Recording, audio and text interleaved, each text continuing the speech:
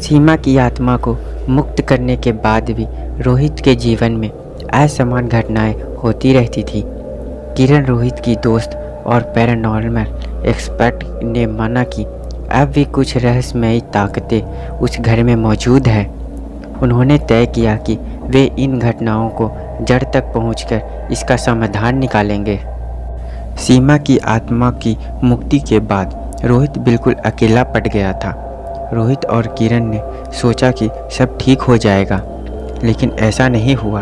घर में अजीब आवाज़ें अब भी आ रही थी।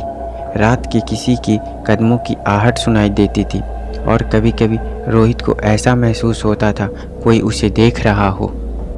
एक दिन किरण को घर की सफाई करते वक्त एक पुरानी पेंटिंग मिली। उस पेंटिंग में एक महिला का चेहरा था जो बहुत ही डरावना था। किरण ने पेंटिंग में चेहरे को देखकर बिल्कुल डर सी गई।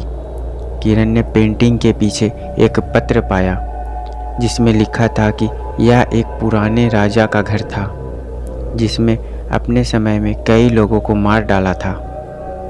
उसका आत्मा अभी भी इस घर में भटक रहा है। किरण और रोहित ने फैसला किया कि वे राजा की आत्मा को मुक्त करेंगे। उन्होंने पेंटिंग और पत्र को ध्यान से पढ़ा और उसमें दिए गए संकेतों का उन्होंने बिल्कुल वैसा ही किया। उन्होंने पाया कि राजा की आत्मा को मुक्त करने के लिए उन्हें घर के एक विशेष हिस्से में जाना होगा जो अब तक अनछुआ है। रोहित और किरण ने तहखाने के एक कोने में एक छिपा दरवाज़ा हुआ देखा। दरवाज़ा खोलते ही उन्हें एक पुराना कमरा मिला जो राजा का अपना कमरा था। वहाँ उन्हें राजा के अत्याचारों के सबूत मिले। किरण ने एक विशेष पूजा करने का फैसला किया जिससे राजा की आत्मा को शांति मिल सके।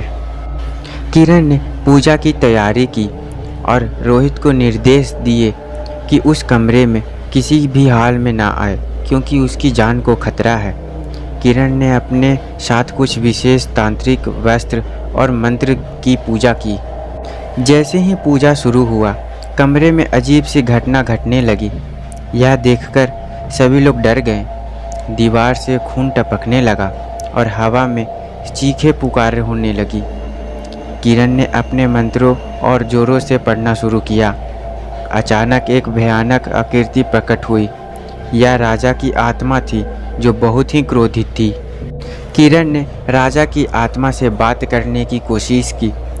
उसने आत्मा को बताया कि अब वह मुक्त हो सकता है और उसे शांति मिल सकती है। राजा की आत्मा ने पहले किरण पर हमला करने की कोशिश की, लेकिन किरण ने अपने मंत्रों से उसे रोक दिया। किरण ने कई घंटे संघर्ष करने के बाद किरण ने आखिरकार राजा की आत्मा को शांत किया। आत्मा ने किरण को धन्यवाद दिया और शांति पाने के बाद विदा लिया और कहा, मैं कई सालों से शांति की तलाश में भटक रहा था।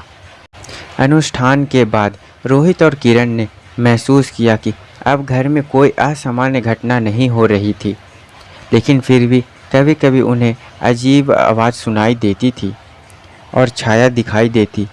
क्या राजा की आत्मा सच में मुक्त हो गई थी या फिर कोई और रहस्य घर में छिपा हुआ था?